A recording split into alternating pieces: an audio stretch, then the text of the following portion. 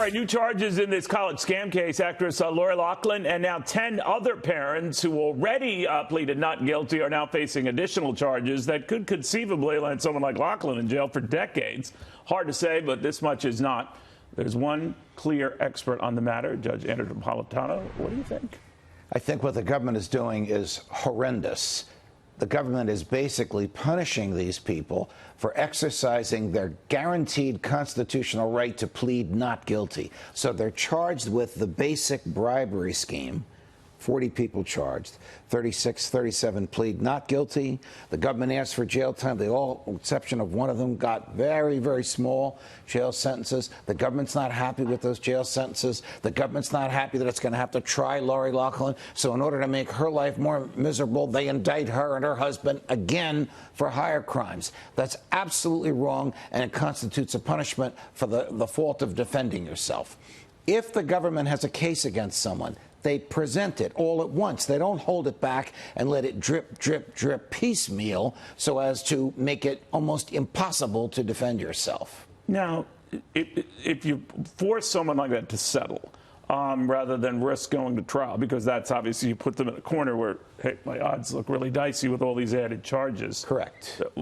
How is that to the government's advantage? Because it exposes this person to a lot more jail time. Well, what are we talking about? We're talking about another 10 years of exposure. Look, these sentences have 10 years? Yeah. Here's the interesting thing about the sentences. They've been very small. Listen, 5 minutes in jail can be horrendous. But compared to what the government was asking for, these sentences have been 2 weeks, 3 weeks, 4 weeks, a month. The government was asking for 8 months, 10 months, 12 months, 15 months.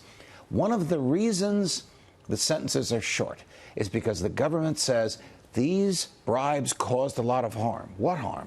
Well, it caused somebody who should have gotten in not to get in. They were replaced by these people's children who were unworthy of getting in. The probation department disproved that. The probation department, which also works for the Attorney General, said there's no evidence that a qualified person was not admitted because an unqualified person was admitted. So there's no harm. Wait a minute. If there's no harm, what's the crime? But how do you prove that, Judge? I mean, if a set number of people, let's say, to your fine, I'm out of Princeton, we were tops in your class, but when you got in, a set number of people got in. I think it's 1 in 20 or whatever, right? All right. So someone didn't get in because you did, albeit on all the right qualities. So you could make a case for that, right? That's the case that the government made, but there's no even if they have no there's proof. No factual factual proof for it. So hence the philosophical question: if there was no harm, what's the crime? Shouldn't this have been resolved in a civil litigation? So they would have to prove the harm, right? Yes. They would have to prove.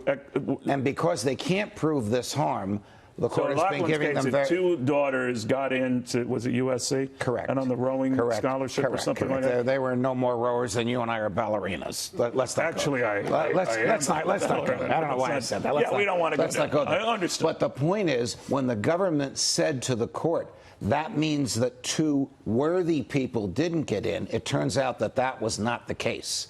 So the judge reduces the sentences. So in order to address that, they charge them with more crimes. So when these people come up, Lori Loughlin is the example, and eventually plead guilty, instead of being exposed to 15 months, she's exposed to 10 years because the government wants to show it's tough. Wow.